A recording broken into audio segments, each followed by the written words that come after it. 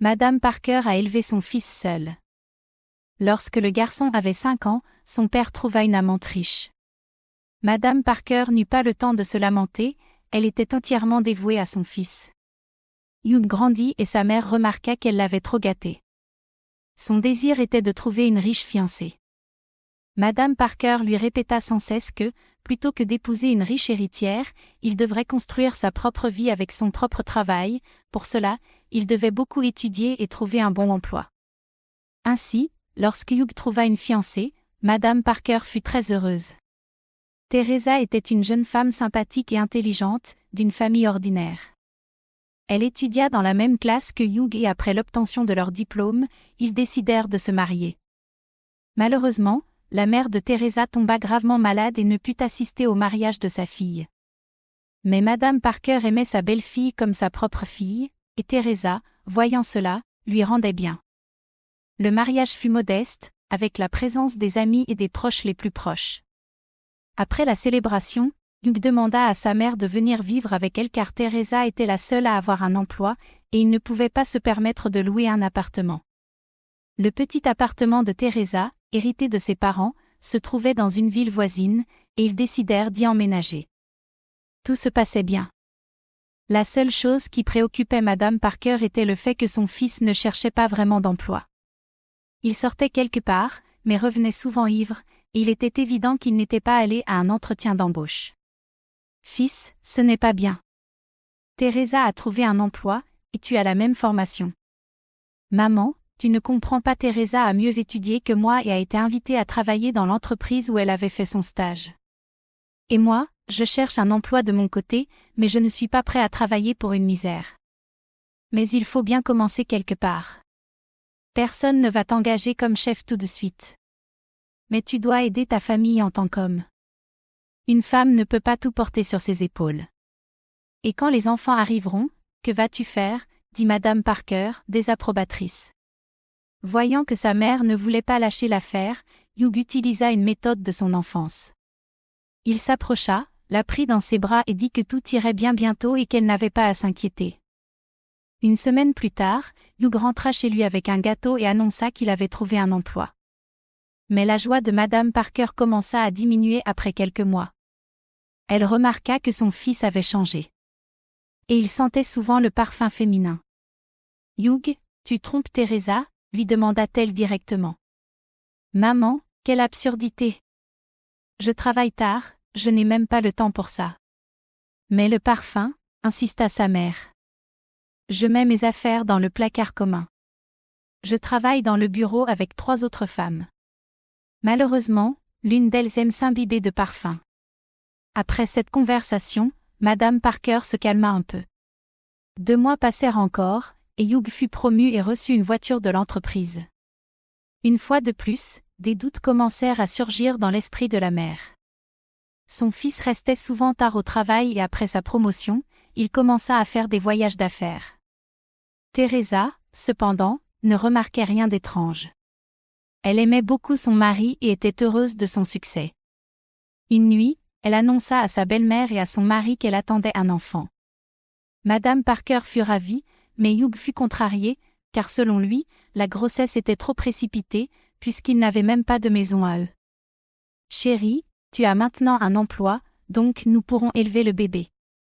De plus, ta mère est à proximité, ce qui est un avantage, car je pourrai retourner au travail tôt. Tu vas nous aider, n'est-ce pas ?» demanda Teresa en se tournant vers Madame Parker. « Bien sûr que je vais. J'ai encore beaucoup d'énergie. » Pendant une semaine, Hugh resta aussi sombre qu'un nuage. Il arrivait à sourire à sa femme, mais quand il se retournait, son mécontentement était écrit sur son visage. Madame Parker voyait tout cela, et son cœur en souffrait. Le week-end, Hugh suggéra à Teresa d'aller faire du shopping, de se détendre et d'acheter des cadeaux pour le nouvel an. Madame Parker eut un mauvais pressentiment, mais ne les arrêta pas. 5 heures passèrent, et il n'était toujours pas revenu. Le téléphone de Hugh était éteint, et Teresa ne répondait pas. Madame Parker ne pouvait pas se calmer. Puis, elle reçut un appel de l'hôpital informant qu'il y avait eu un accident. « Votre fils va bien et sera bientôt de retour à la maison. Il a quitté l'hôpital, même si nous avions insisté pour une hospitalisation. Mais sa femme, elle est gravement blessée. Madame Parker cria qu'elle arriverait bientôt et se précipita pour s'habiller.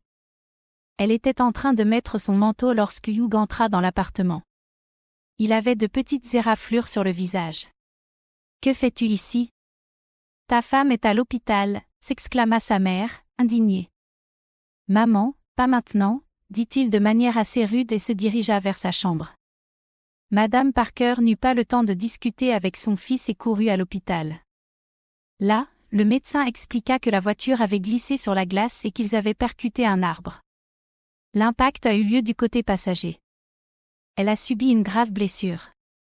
Nous avons réalisé une opération, mais je ne peux pas encore donner de pronostic. Revenez demain. Lorsque Madame Parker rentra chez elle, elle ne trouva pas Hugh et il ne répondait pas au téléphone. La femme ne parvint pas à dormir et resta éveillée toute la nuit. À 8 heures du matin, elle était de retour à l'hôpital. D'après une conversation avec le médecin, elle comprit que Teresa survivrait, mais qu'elle aurait besoin de soins particuliers et de réhabilitation. Quant à la grossesse, elle avait perdu le bébé. « Chérie, tout ira bien. Tout ira bien, nous allons la remettre sur pied, » dit sa belle-mère calmement en caressant le bras de Teresa. « Comment va Hugh ? » demanda-t-elle, presque sans force. « Il va bien. Il viendra te voir bientôt. Repose-toi. » Madame Parker consola sa belle-fille encore un moment, puis rentra chez elle. Son fils était assis dans la cuisine comme si de rien n'était, en train de boire du thé. « Ta femme est à l'hôpital et tu es ici en train de boire du thé. »« Eh bien, maman, je me suis aussi blessée, » répondit le fils sur un ton de reproche. « Et Teresa ? » demanda-t-elle. « Teresa est vivante, mais elle ne pourra pas marcher. Elle aura besoin de soins et de réhabilitation. Mais le pronostic est bon. Dis-lui que je suis désolé, » dit Hugh fermement. En voyant l'étonnement sur le visage de sa mère, il ajouta, « Je demanderai le divorce demain. Je suis amoureux d'une autre femme depuis longtemps. Elle est ma patronne et m'apprécie. C'est la compensation pour Teresa. » Il pointa l'enveloppe sur la table. Madame Parker n'en croyait pas ses oreilles, soudainement, elle devint furieuse. « Tu es exactement comme ton père. Tu te souviens de combien il a été difficile pour nous lorsqu'il nous a quittés pour cette femme riche ? » « Je me souviens, maman. C'est pourquoi j'ai laissé l'argent, » répondit-il. Sur ces mots, Hugh se leva et se rendit dans sa chambre, et quelques minutes plus tard, il en sortit avec une valise. Il lança les clés de l'appartement sur l'étagère du couloir et claqua la porte.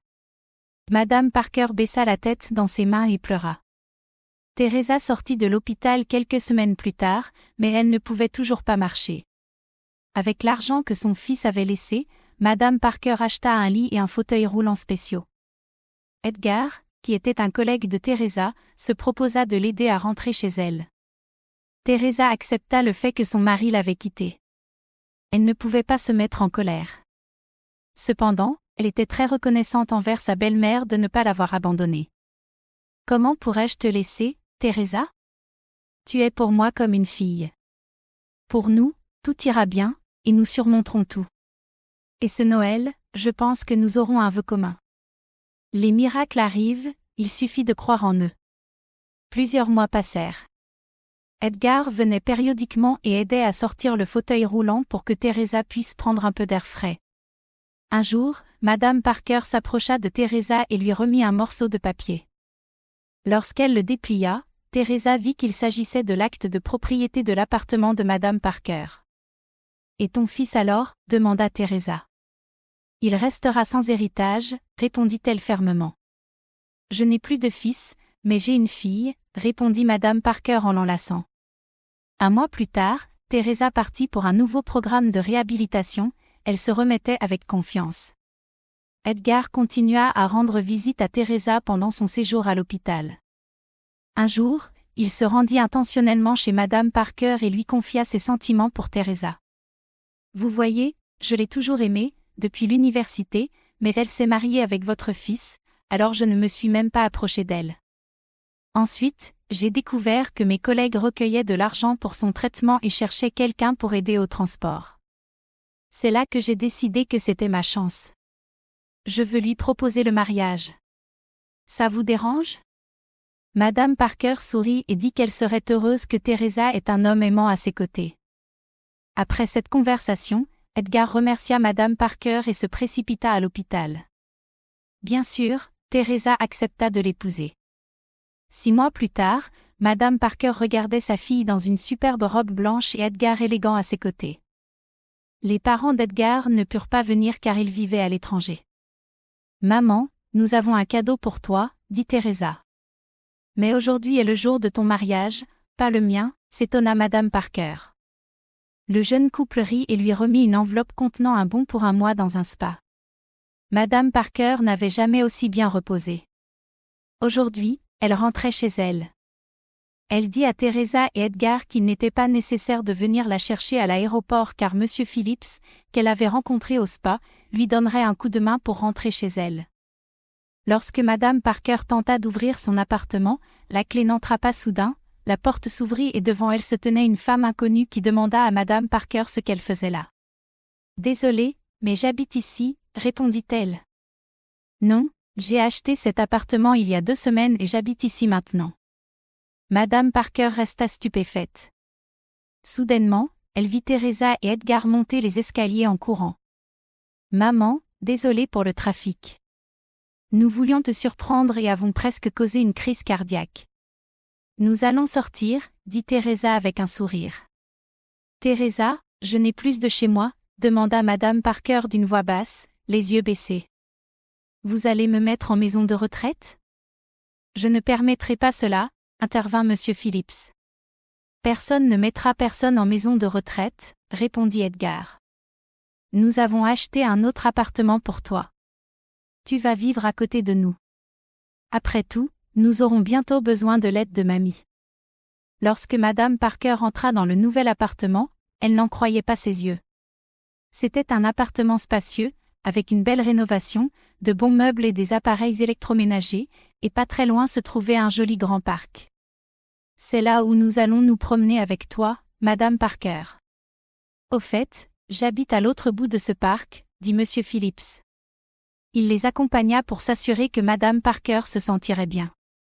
Edgar et Teresa regardèrent le couple âgé et sourirent. Après tout, Madame Parker méritait d'être heureuse comme personne d'autre. Maintenant, allons à notre appartement. La table est déjà dressée là-bas, et mes parents veulent rencontrer ma belle-mère. Monsieur Phillips, vous êtes également invité, dit Edgar en faisant un clin d'œil à l'homme. Si vous avez aimé, laissez un like et n'oubliez pas de vous abonner à la chaîne.